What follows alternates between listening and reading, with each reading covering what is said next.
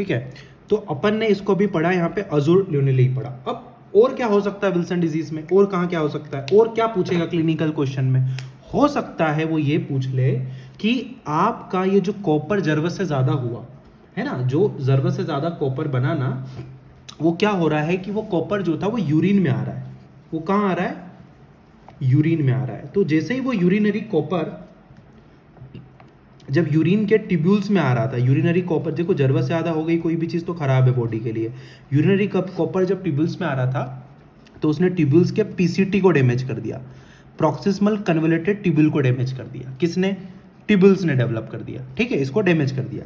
इसके कारण क्या हुआ, देखो ये सबको पता है कि पीसीटी कितनी चीज़ों को एब्जॉर्ब करता है। सबको पता है पीसीटी ग्लूकोज को एब्जॉर्ब करता है, सबको पता है सोडियम क्लोराइड को एब्जॉर्ब करता है ना, हमको इसके बारे में पता, हमको पता है फॉस्फेट को एब्जॉर्ब करता है, हमको पता है कि ये अमीनो एसिड को एब्जॉर्ब करता है। तो ये सब अब एब्जॉर्प्शन में इन सब में दिक्कत हो रही है। तो इसके कारण पेशेंट में हो सकता है एग्जामिनर ये बात लिख के दे कि पेशेंट में ग्लूकोसूरिया हो रहा है, ठीक है, ग्लूकोसूरिया हो सकता है पेशेंट में लिख दे एग्जामिनर सॉल्ट वेस्टिंग हो रही है, ठीक है, हो सकता है एग्जामिनर लिख दे अमीनो एसिडूरिया हो रहा है, ठीक है, या हो सकता है फॉस्फेटियूरिया हो सकता है, ठीक है, ये बात आपको याद रखना है। चलो अब ट्यूब्यूल्स पे बात ही, तो मैं आपको एक फिजियोलॉजी का बेसिक कॉन्सेप्ट क्लियर कराता हूँ। आपको आइडिया है कि जैसे मान लीजिए ये अगर यहाँ पे ग्लोमेरुल्स है, ठीक है, तो आपको पता है ये पीसीटी है, ठीक है, पीसीटी है। फिर हमको पता है पीसीटी के बाद क्या आता है, जैसे मान लीजिए ये है प्रॉक्सिमल कन्वोल्यूटेड ट्यूब्यूल, ठीक है, उसके बाद क्या आता है पीसीटी के बाद, पीसीटी के बाद आपका आता है डिसेंडिंग लूप ऑफ हेनले। जैसे नीचे आ रहा है तो आपने क्या बोला, ये डिसेंडिंग लूप ऑफ हेनले। फिर डिसेंडिंग लूप ऑफ हेनले के बाद ऐसे अगर अपन ऊपर जाते हैं तो अपने को पता है ये असेंडिंग आता है, असेंडिंग लूप ऑफ हेनले। इसमें दो आते हैं, पहले क्या आता है असेंडिंग में, असेंडिंग में पहले रहता है थीन रहता है, यहाँ पे थीन लूप ऑफ हेनले है। फिर क्या रहता है, सबको पता है थिक वाला पार्ट रहता है, थिक वाला पार्ट रहता है, thick ascending loop of Henley, ठीक है। फिर क्या रहता है यहाँ पे सबको पता है डीसीटी होता है, डीसीटी होता है। और फिर सबको पता है कलेक्टिंग डक्ट होती है, ठीक है, कलेक्टिंग डक्ट होती है। ये पार्ट सबको पता है। अब मैं आपको यहाँ पे सिर्फ 2 पॉइंट्स क्लियर करवा रहा हूँ जो आपको सिर्फ याद रखने हैं। एक इतना याद रखना कि अगर आपके पास फार्माकोलॉजी का कोई कॉन्सेप्ट आता है तो आपको इतना याद रखना है कि जो thick ascending loop of Henle है, thick ascending loop of Henle जो है, ठीक है, उस पर एक ट्रांसपोर्टर होता है। उस ट्रांसपोर्टर का नाम क्या होता है, ठीक है, उस ट्रांसपोर्टर का नाम होता है सोडियम पोटेशियम 2 क्लोराइड ट्रांसपोर्टर, ठीक है, सोडियम पोटेशियम 2 क्लोराइड ट्रांसपोर्टर, ठीक है, thick ascending loop of Henley. इसका क्या इंपॉर्टेंट रोल है, इसका इंपॉर्टेंट रोल है जब हम पेशेंट में फ्यूरोसिमाइड देते हैं, जब हम पेशेंट में फ्यूरोसिमाइड नाम की दवाई देते हैं, जब ये डायूरेटिक्स देते हैं, तो ये क्या करता है, ये इस ट्रांसपोर्टर को ब्लॉक करता है, ठीक है। तो 2 सवाल बैठ गए, फ्यूरोसिमाइड कहाँ पे, thick ascending loop of Henley पे, कौन सा ट्रांसपोर्टर को ब्लॉक करता है, सोडियम पोटेशियम 2 क्लोराइड को, ठीक है। वैसे ही एक और क्वेश्चन आता है थायाजाइड्स पे। थायाजाइड्स पे क्या आता है, जैसे मान लीजिए जो हमारा डीसीटी है, डिस्टल कन्वोल्यूटेड ट्यूब्यूल, ठीक है, उस पे होता है सोडियम क्लोराइड को ट्रांसपोर्टर। सोडियम क्लोराइड ट्रांसपोर्टर का क्या काम है, जब हम किसी पेशेंट को थायाजाइड्स नाम की दवाई देते हैं, थायाजाइड जब हम देते हैं तो वो क्या करता है, वो इस ट्रांसपोर्टर को ब्लॉक करता है, ठीक है। तो पेशेंट में ना तो सोडियम एब्जॉर्ब होता है ना ही क्लोराइड एब्जॉर्ब होता है, ठीक है। बट क्या एब्जॉर्ब होता है, मतलब कौन सी चीज़ थायाजाइड में यूरिन के रास्ते नहीं जाती है, तो कैल्शियम नहीं जाता है, तो कैल्शियम रिटेंशन होता है थायाजाइड्स में, मतलब कैल्शियम को यूरिनरी के रास्ते बाहर नहीं जाता है, क्योंकि ये किसको ब्लॉक कर रहा है, सोडियम क्लोराइड को ट्रांसपोर्टर को। तो आपको 2 ट्रांसपोर्टर के नाम याद रखने हैं। Thick ascending loop of Henley पे कौन सा है, सोडियम पोटेशियम 2 क्लोराइड, इसको ब्लॉक करता है कौन, फ्यूरोसिमाइड, ठीक है। डीसीटी डिस्टल कन्वोल्यूटेड ट्यूब्यूल पे कौन सा, सोडियम क्लोराइड को ट्रांसपोर्टर है, ठीक है। ये क्या करता है, थायाजाइड नाम की जब हम दवाई देते हैं तो वो इसको ब्लॉक करता है, सोडियम क्लोराइड को इसको ब्लॉक करता है, तो ये सोडियम क्लोराइड को एब्जॉर्ब नहीं होने देता है। पर किसको एब्जॉर्ब होता है, ये इसमें कौन सा बाहर नहीं जाता, कैल्शियम नहीं जाता है, ठीक है। तो कैल्शियम एब्जॉर्ब होता रहता है, कैल्शियम यूरिन के रास्ते बाहर नहीं जाता, ठीक है। ठीक है, तो ये वाले पार्ट हमारे सब क्लियर हो गए। अब मान लीजिए, अब हमने पेशेंट का कहा आपसे कि इस पेशेंट का सबसे पहला मेरा फोकस है इन्वेस्टिगेशन ऑफ चॉइस पे। पहला सवाल, क्या इन्वेस्टिगेशन ऑफ चॉइस पता है इसका? तो इन्वेस्टिगेशन ऑफ चॉइस में सिंपल याद रखना विल्सन के लिए है लीवर बायोप्सी। लीवर बायोप्सी याद रखना, लीवर बायोप्सीज की इन्वेस्टिगेशन ऑफ चॉइस। और कैसे हम पता करेंगे, किस में देखना है? तो हमको लिखना होगा कि estimation of hepatic copper content. क्या लिखना है लीवर बायोप्सी में? एस्टिमेशन हमको देखना है किसका? Estimation of hepatic, estimation of hepatic copper, copper content, estimation of hepatic copper content more than 250 microgram on per gram of dry weight of liver। ये पूरा डाटा आपको याद होना चाहिए। क्या? लीवर बायोप्सी इसकी इन्वेस्टिगेशन ऑफ चॉइस है Wilson disease की। और क्या देखते हैं हम? हिपेटिक लीवर में कॉपर कंटेंट को देखते हैं। अगर 250 माइक्रोग्राम से ज्यादा है वो पर ग्राम और ड्राई वेट ऑफ लीवर के कंपेयर में, ठीक है, वो याद आपको रखना है, ठीक है। अच्छा, अगर आपसे कोई पूछेगा स्क्रीनिंग में क्या करा दे साहब, स्क्रीनिंग में क्या करा दे साहब, तो आप बता सकते हो स्क्रीनिंग में क्या करा सकते हो आप? सबको पता है स्क्रीनिंग में क्या करा सकते हो आप। स्क्रीनिंग टेस्ट हम क्या कराएंगे? पहले मैंने इन्वेस्टिगेशन ऑफ चॉइस पढ़ा है जिस पे फोकस करना है। दूसरा फोकस करना है, अगर आपसे कोई पूछा है स्क्रीनिंग टेस्ट में क्या करना है, स्क्रीनिंग को रट लो, याद रख लो, 24 hour urinary copper value check करवा लो। ये स्क्रीनिंग टेस्ट है साहब। अगर ये वैल्यू मोर देन 100 मिलीग्राम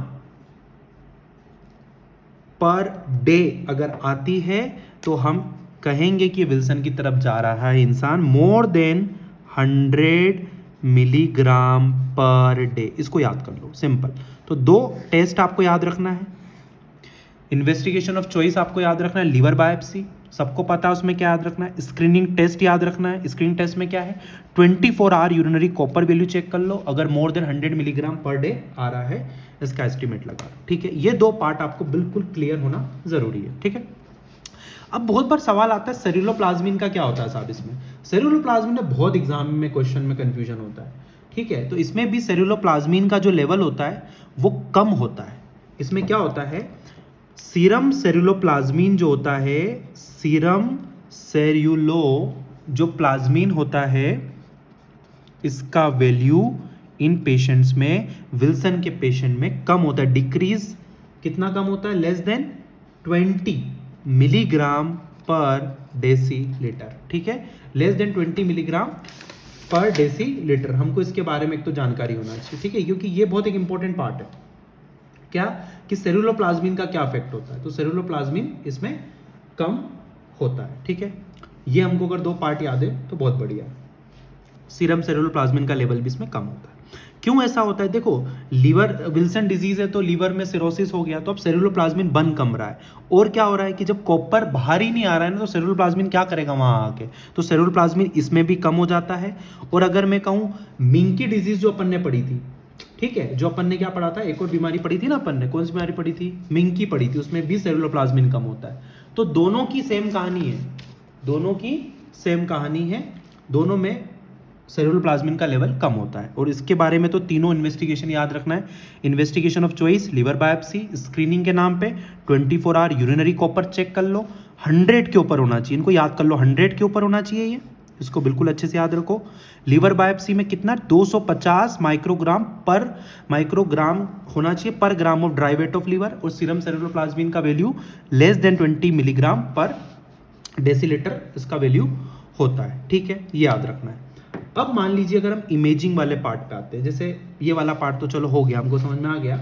अगर हम इमेजिंग वाले पार्ट पे आते हैं तो हमको क्या याद रखना जरूरी है, ठीक है। इमेजिंग वाले पार्ट पे अपन मूव करते हैं। तो देखो, इमेजिंग में हमको याद रखना है, जैसे मान लीजिए अभी अगर मैं विल्सन पे बात करता हूँ, है ना, अगर मैं विल्सन पे बात करता हूँ तो आपको क्या याद रखना है? तो विल्सन पे कुछ नहीं याद रखना है। विल्सन पे अगर इमेजिनेशन पे आता है, इमेजिंग पार्ट पे, तो आप कराते हो MRI हेड। एमआरआई हेड कब करा रहे हो? जब पेशेंट में वो वाले फीचर्स आ रहे थे, मैंने बताया था रेस्टिंग ट्रीमर हो रहा है, डिसआर्थरिया हो रहा है, डिस्टोनिया हो रहा है, मतलब कि लेंटिकुलर न्यूक्लियस को डैमेज कर दिया है ना। हमने क्या पढ़ा था? लात मार दी ग्लोब को पुतीन ने, तो ग्लोबस पैलिडस पुट्टामीन है लेंटिकुलर न्यूक्लियस। एमआरआई हेड पे आपको देखने को मिलेगा साइन बड़ा प्यारा, उसको बोलते हैं पांडा साइन। क्या बोलते हैं? हम बोलते हैं face of panda appearance. MRI head पे जो साइन मिलता है उसको बोलते हैं अपन face of panda appearance. Face of panda appearance किस में देखने को मिलता है? तो वो विल्सन डिजीज का अगर हमने एमआरआई करवाया तो उनको फेस ऑफ पांडा अपीयरेंस देखने को मिलता है। ठीक है, ये वाला पार्ट आपको एक तो याद रखना जरूरी है। Now what next? अब जैसे मैं यहाँ पे, चलो पांडा से अगर आए तो अपन पांडा के कुछ सेम टर्मिनोलॉजी को एक जगह पढ़ लेते हैं। जैसे मान लो उसके लिए क्या करो, आप एक बॉक्स बनाओ, है ना, एक ऐसा बॉक्स बना लो तो जिससे आपको एग्जाम में लास्ट मिनट रिवीजन करने के दौरान याद रहेगा। तो 3 पार्ट आपको याद रखना है। पहला पांडा साइन, जैसे मान लीजिए अपन क्या बोलते हैं, जैसे अपन एक तो अपन बोलते हैं जैसे पांडा साइन को अपन रकून आई, मतलब पांडा साइन, या आप बोल सकते हो रकून आइज।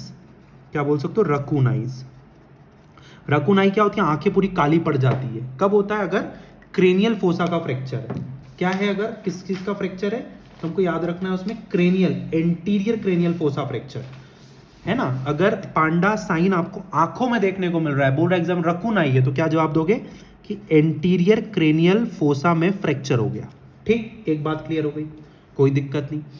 दूसरा पार्ट हमको एक और जगह देखने को मिलता है, ये 2 जगह हमने पढ़ लिया, face of panda appearance MRI head और पांडा साइन रकुनाई, हमको याद है एंटीरियर क्रेनियल फोसा फ्रैक्चर। अब एक और मैं बताता हूँ, एक बीमारी होती है सार्कोडोसिस, का नाम सुना होगा, सबने सुना होगा। तो सार्कोडोसिस में एक बड़ा फेमस टर्मिनोलॉजी हम यूज करते हैं, हाइलर लिम्फोडिनोपैथी वगैरह हमको देखने को मिलती है सार्कोडोसिस में। ठीक है, तो सार्कोडोसिस में क्या होता है कि हमको एक बड़ा फेमस साइन देखने को मिलता है। क्या देखने को मिलता है? बड़ा फेमस साइन देखने को मिलता है, और उस फेमस साइन को हम बोलते हैं लाम्डा साइन। क्या बोलते हैं? Lambda sign. लाम्डा साइन का मतलब क्या हुआ? क्या हुआ लाम्डा साइन का मतलब? लाम्डा साइन का मतलब ये हुआ सर, कुछ नहीं, सिंपल है। एग्जाम में ये वाला पॉइंट आता है, इसमें ऐसे नहीं पूछेगा आपसे लाम्डा साइन, ऐसे तो ना पूछेगा, उसमें आपसे ये पूछ लेगा, हो सकता है ऐसा लाम्डा दे दे, है ना। अब ये लाम्डा साइन कौन सी लिम्फ नोड को इन्वॉल्व नहीं करता है ये पूछेगा, तो आपको सारी लिम्फ नोड के नाम याद रखना है। कैसे याद रखोगे? बड़ा सिंपल है, ये राइट साइड है तो राइट पेराट्रेकियल लिम्फ नोड, क्या नाम याद रखना है? Right paratracheal lymph node. ठीक है, और एक तरफ क्या है? Left paratracheal lymph node. और एक तरफ और क्या याद रखना है? एक तरफ राइट पेराट्रेकियल हो गया, एक तरफ लेफ्ट पेराट्रेकियल हो गया, और एक और तरफ आपको याद क्या रखना है? Pre tracheal lymph node. Pre tracheal lymph node, भाई ये बात को याद रख लो। एग्जामिनर ये पूछेगा कि सार्कोडोसिस केस में जब हमने लाम्डा साइन को देखा, उस लाम्डा साइन में कौन सी लिम्फ नोड इन्वॉल्वमेंट नहीं है, तो आपको याद रखना है कौन सी है। एग्जामिनर देगा राइट प्रीट्रेकियल, लेफ्ट प्रीट्रेकियल, है ना, राइट पेराट्रेकियल, लेफ्ट पेराट्रेकियल, इसे कंफ्यूज करेगा। आपको बस नाम याद रखना है, प्रीट्रेकियल बिल्कुल ये लिम्फ नोड की इन्वॉल्वमेंट है, और पेराट्रेकियल में राइट पेराट्रेकियल, और एक और याद रखना है लेफ्ट पेराट्रेकियल। बस इतना ही आपको यहाँ पे याद रखना जरूरी है। ठीक है, तो ये 2 पार्ट हमारे इसमें क्लियर हो गए। ठीक है, अब हम हमारे क्लिनिकल फीचर्स क्लियर हो गए, हमको इन्वेस्टिगेशन पता है, मैंने आपको 3 फोकस करवाया विल्सन पे। Liver biopsy investigation of choice है, स्क्रीनिंग में 24 आवर यूरिनरी कॉपर याद रखो, और सीरम सेलुलर प्लाज्मिन के बारे में याद रखो कि लेस देन 20 मिलीग्राम, ये भी कम होता है, मतलब विल्सन हो मिंकी हो, दोनों में सीरम सेलुलर प्लाज्मिन कम है ना। और MRI head phase of panda appearance अपने को देखने को मिलता है। ठीक है, अब लास्ट पार्ट पे हम मूव करते हैं इसके ट्रीटमेंट वाले पार्ट। तो ट्रीटमेंट का क्या है? ट्रीटमेंट का सब सिंपल सा कहानी है। देखो, ट्रीटमेंट में अगर मैं आपसे बात करूंगा, अगर आपसे मैं सिंपल तरीके से आपको एक टेबल याद करा देता हूं जिससे आपका काम बहुत आसान हो जाएगा। अगर विल्सन डिजीज का केस आता है, मान लीजिए विल्सन डिजीज का केस आया आपके पास, ठीक है, तो विल्सन डिजीज के कुछ दवाई आप याद रख लो, ज्यादा नहीं याद रखना है। तो ड्रग ऑफ चॉइस अगर मैं आपसे बोलूंगा तो बार बार नाम रटो, इसको कैसे भी याद करो, याद रखना ड्रग ऑफ चॉइस है तो उसका नाम है जिंक एसीटेट। जिंक एसीटेट, ठीक है, इसके बारे में आपको याद रखना। ये क्या करता है जिंक एसीटेट? कुछ नहीं करता, help in excretion of copper. जो दिक्कत थी ना जिस ट्रांसपोर्ट में, थोड़ी मदद कर देता है कि भाई थोड़ा बाहर निकल जाओ, बड़े परेशान कर रहे हो तुम, लाइक दिस। ठीक है। अच्छा, और क्या याद रख सकते हो, और क्या याद रखोगे? अच्छा, अभी विल्सन ठीक है, चलो आपने याद कर लिया जिंक एसिड। एक बीमारी होती है, आपको याद है, एक बीमारी होती है, हम उसके बारे में पढ़ेंगे। एक बीमारी होती है हंटिंगटन कोरिया। क्या होती है बीमारी? हंटिंगटन कोरिया होती है इस नाम की बीमारी। सबको पता है, उसमें कोडेड न्यूक्लियस वगैरह में डैमेज हो जाता है, हंटिंगटन कोरिया। ठीक है, तो हंटिंगटन कोरिया के बारे में मैं कहूँगा कि आप एक दवाई याद रख लो। हंटिंगटन कोरिया के बारे में दवाई याद रख लो। दवाई क्या है? टेट्राबेनाजिन। क्या है दवाई? टेट्राबेनाजिन। ठीक है, अब आपसे हो सकता है इस पर मैकेनिज्म ऑफ एक्शन पूछ ले। हंटिंगटन कोरिया में क्या होता है कि इनवॉलेंट्री मूवमेंट होती रहती है पेशेंट में, है ना, कि पेशेंट क्या होता है, हाइपर काइनेटिक होता है ना, हाइपर काइनेटिक होता है, तो उसको मूवमेंट वगैरह ज़्यादा होते हैं। अब ड्रग ऑफ चॉइस में टेट्राबेनाजिन। टेट्राबेनाजिन कुछ नहीं है साहब, ये क्या करता है, डोपामिन डिप्लीटर है। डोपामिन को ये कम करता है, डिप्लीट करता है। डोपामिन ज़्यादा हो गया था हंटिंगटन कोरिया में, तो डोपामिन डिप्लीटर है। अब आपसे और किसी ने और डिफिकल्ट क्वेश्चन पूछ लिया, INI-CT में पूछ लिया, मान लो इसका मैकेनिज्म ऑफ एक्शन बताओ, तो कुछ नहीं करता है। इसका मेन मैकेनिज्म ऑफ एक्शन क्या है? इसका मेन मैकेनिज्म ऑफ एक्शन है इनहिबिट करता है। ये किसको? Vesicular monoamine. ये इनहिबिट करता है वेसिकुलर मोनोअमाइन ट्रांसपोर्टर 2 को। ठीक है, तो 3 क्वेश्चन मैंने क्लियर करा है। ड्रग ऑफ चॉइस अगर आपसे पूछे विल्सन में, सीधा जवाब दो zinc acetate, help in the excretion of copper. Huntington Korea एक अलग से अपन ने भी पढ़ लिया कि अगर ड्रग ऑफ चॉइस पूछे टेट्राबेनाजिन लगाना है। क्या काम है इसका? टेट्राबेनाजिन क्या करता है? डोपामीन को कम करता है, डिप्लीटर है। मैकेनिज्म ऑफ एक्शन पूछे, inhibit vesicular monoamine transporter 2, vesicular monoamine transporter 2। ठीक है, ये बात आपको याद रखना है। पर मान लो आपसे उसने पूछा, आपसे क्या पूछा उसने, एग्जामिनर ने ये नहीं पूछा, आपसे पूछा एक पेशेंट आया, उसमें रेस्टिंग ट्रीमर हो रहा था, है ना, ऐसे क्वेश्चन दिया, रेस्टिंग ट्रीमर हो रहा था, पेशेंट में डिसआर्थरिया वगैरह हो रहा था, पेशेंट में ड्रूलिंग ऑफ सलाइवा हो रहा था, हमने उसका MRI कराया, तो MRI की सिर्फ फोटो दे रखी है। आपको खुद को दिमाग से सोचना पड़ेगा, यार ये MRI की फोटो है, मेरे को कुछ पांडा पांडा जैसा दिख रहा है। फिर आपने सोचा हो सकता है कहीं विल्सन का केस तो नहीं है। अब उसमें ड्रग ऑफ चॉइस पूछा उसमें जिंक एसिडेट ऑप्शन में नहीं था, वहाँ कंफ्यूज हो रही कि क्या लगाऊं क्या लगाऊं क्या लगाऊं। ठीक है, तो फिर क्या आपने क्या सोचा, क्या लगाओगे आप? आपको अब क्या याद रखना है, अगर पेशेंट में सेंट्रल नर्वस सिस्टम के फीचर आ रहे हैं, ठीक है, और आप सस्पेक्ट कर रहे हो कि ये केस एक विल्सन का है, तब आपको दवाई क्या याद रखना है? दवाई बड़ी सिंपल है याद रखने के लिए, टेट्रा थायोमोलिप्टेट। इसको 3 नाम में याद करो, टेट्रा थायोमोलिप्टेट। ये दवाई होती है अगर CNS के फीचर आ रहे हैं तो टेट्रा थायोमोलिप्टेट। ठीक है, ये बात एक तो आप याद रख लो यहाँ पे। अच्छा, एक और बात बड़ी इंपॉर्टेंट, कुछ कॉपर चिलेटर्स होते हैं, है ना, तो बस कॉपर चिलेटर्स में ज़्यादा नहीं, सिर्फ 2 नाम याद रखने हैं।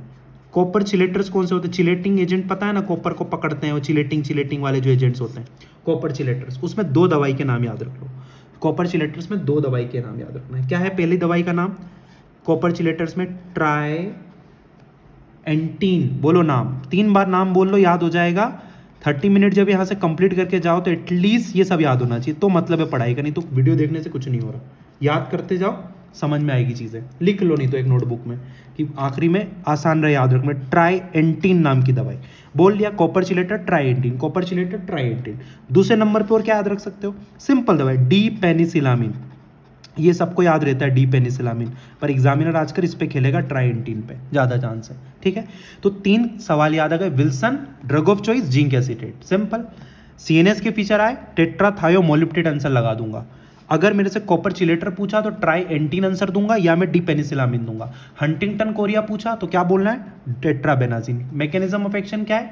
इनहिबिट करता है वेसिकुलर मोनोअमाइन ट्रांसपोर्टर 2 को, और ये क्या है? डोपामिन डिप्लीटर है। ठीक है, और देखो सिंपल सी बात है, अगर सिरोसिस हो गया तो फिर तो कुछ नहीं कर सकते, आपको लीवर ट्रांसप्लांट ही आपके पास ऑप्शन बचता है। अब एक और इंपॉर्टेंट सवाल, जैसे मान लीजिए एक विल्सन डिजीज का पेशेंट है ना, इसको सिरोसिस हो गया, इसको सिरोसिस हो गया। अब आपको पता है कि आपको लीवर ट्रांसप्लांट कराना है, इसको आपके लिए आपको पता है कि आपको लीवर ट्रांसप्लांट करना है, पर अब आप किसके द्वारा ये पता लगाओगे कि लीवर ट्रांसप्लांट करना है? तो क्वेश्चन MCQ, किस इंडेक्स के द्वारा हम विल्सन के बारे में पता लगाते हैं? उस इंडेक्स का नाम याद रखना, उस इंडेक्स को बोलते हैं नाज़ीर इंडेक्स। क्या बोलते हैं उस इंडेक्स को? उस इंडेक्स का नाम है नाजिर इंडेक्स। ठीक है, नाजिर इंडेक्स मदद करता है लीवर ट्रांसप्लांटेशन को in Wilson disease. Question MCQ, Wilson disease में कौन सा इंडेक्स यूज करते हैं ट्रांसप्लांटेशन के लिए? नाजिर। अगर नाजिर आया है तो हमको कंपोनेंट तो आने चाहिए ना। क्वेश्चन क्या आएगा? All are the component of Nazer index except, ऐसे पूछते हैं वो। तो क्या जवाब दोगे? कुछ नहीं सर, सिंपल। इसके लिए निमोनिक मैंने बनाया SBI। SBI कैसे याद रखोगे? SBI में क्या क्या है? S से है SGOT, ठीक है। B से क्या याद रखोगे? B से क्या याद रखोगे? बिलिरुबिन, ठीक है। I से क्या याद रखोगे? INR। सिंपल। ये तीनों के तीनों एस्पेक्ट आते हैं नाजिर इंडेक्स में, इनको रट लो। एग्जाम में क्वेश्चन आएगा ऑल आर द मतलब इसमें सारे नाजिर इंडेक्स के हैं, कंपोनेंट कौन सा नहीं है, तो कम से कम ये पता होना चाहिए कि कौन से हैं, तभी तो बता पाएंगे ना कि कौन सा नहीं है। तो याद हो गया? क्या बताओगे? नाजिर इंडेक्स के कंपोनेंट याद हो गए सबको? क्या क्या है बोलो? SBI निमोनिक क्या है? SBI। हो सकता है SGOT को घुमा के दे दे AST। याद है अपन ने पोर्टल हाइपरटेंशन पढ़ाया था, मैंने बताया था SGOT अल्कोहल जब भी आएगा आपको ST याद रखना है। तो हो सकता है इंटरचेंजेबल SGOT की बजाय ST दे दे ऑप्शन में, तो कंफ्यूज नहीं होना। अच्छा चलो, अब ये 2-3 इंडेक्स पढ़े, तो मैं सोच रहा हूँ 2 इंडेक्स और आप याद करा देता हूँ, तो लीवर के कम से कम सर्जरी के 2-3 इंडेक्स याद हो गए। हो सकता है एग्जाम में क्वेश्चन आ जाए। क्या याद करना है? मान लो अगर आपसे पूछता है मेल्ड स्कोर। मेल्ड स्कोर भी हम लीवर ट्रांसप्लांटेशन के लिए यूज कर रहे हैं। मेल्ड स्कोर, मेल्ड स्कोर को कैसे याद रखना है? बड़ा सिंपल है मेल्ड स्कोर को याद रखना। कैसे याद रखोगे मेल्ड स्कोर, है ना? तो इसके लिए जो मेल्ड स्कोर है, अगर आप याद रखोगे तो इसके लिए आपको सिंपल याद रखना है CBI। CBI याद रख लो, crime branch investigation, crime branch investigation. C से आता है क्रेटिनिन, ठीक है। B से आता है बिलिरुबिन, ठीक है। और आपका I से आता है INR में हो सकता है वो आपको प्रोथ्रोम्बिन टाइम लिख के दे दे। सीरम बिलिरुबिन, INR और सीरम क्रेटिनिन, ठीक है। ये आपको याद रखना है मेल्ड स्कोर के बारे में। अब ये 2 स्कोर अगर आपको अच्छे से याद है तो बहुत बढ़िया बात है। तो अगर ये 2 स्कोर पढ़ लिए तो एक काम करते हैं अपन, एक और स्कोर पढ़ लेते हैं। एक और स्कोर क्या होता है? चाइल्ड पग स्कोर। तो ये दोनों डाटा याद रख लो। CBI इसका निमोनिक है, एक का SBI। देखो दोनों में कॉमन है, BI तो दोनों में कॉमन है। नाजिर में बिलिरुबिन INR है, इसमें बिलिरुबिन INR है। फर्क क्या है? नाजिर में SGOT AST SBI है, और इसमें क्या है? CBI है, क्रेटिनिन। ये दोनों याद हो गए। वैसे हम एक और याद करते हैं, लास्ट जगह थोड़ी इसमें कम बची, ठीक है। लास्ट है एक और स्कोर में सोच रहा हूँ यही याद कर लो, चाइल्ड पग स्कोर। इसको याद करना भी बहुत आसान है, कुछ भी नहीं है। एक निमोनिक होता है बाई। क्या होता है निमोनिक? बाई। मैं बोलता हूँ निमोनिक बाई। क्या होता है? बाई। निमोनिक होता है बाई। B फॉर बिलिरुबिन, ठीक है। B for bilirubin, A for albumin, A for asterixis, A for ascites और I फॉर INR। तो देखो भाई, एक बात तो कॉमन समझ में आ गई कि बिलिरुबिन INR तो भाई सबके भाई है। चाइल्ड पग स्कोर, उसमें भी बिलिरुबिन INR उसका भाई है। देखो ना सब में, इसमें भी बिलिरुबिन है, इसमें भी INR है। तो क्वेश्चन में कम से कम बिलिरुबिन INR तो लगा ही देना कि ये तो है, तो कम से कम ये दोनों आंसर मत लगाना। उसके अलावा कंफ्यूज हो तो चलो 2 में 50-50 चांस है, पर 50% तो रूल आउट हो गया। नाजिर इंडेक्स है तो भी उसमें बिलिरुबिन INR है, मेल्ड है उसमें भी बिलिरुबिन INR है। निमोनिक क्लियर है, मेल्ड के लिए CBI याद रख लो, नाजिर के लिए SBI याद रख लो, और चाइल्ड पग स्कोर के लिए आप बाई याद रख लो, ठीक है। तो ये हमने थोड़ा एक विल्सन डिजीज़ के बारे में पढ़ा, पूरा कंप्लीट किया टॉपिक, ठीक है। तो ये वाला वीडियो में हमारा हो गया विल्सन के बारे में। जो मेन पॉइंट्स थे वो सारे क्लियर हो गए, बेसिक कॉन्सेप्ट भी इसमें क्लियर हो गए, क्वेश्चंस बन जाएंगे, ठीक है। तो लाइक करना, सब्सक्राइब करना चैनल को, और अब अपन नेक्स्ट वीडियो में मिलेंगे, ठीक है। Okay, bye bye.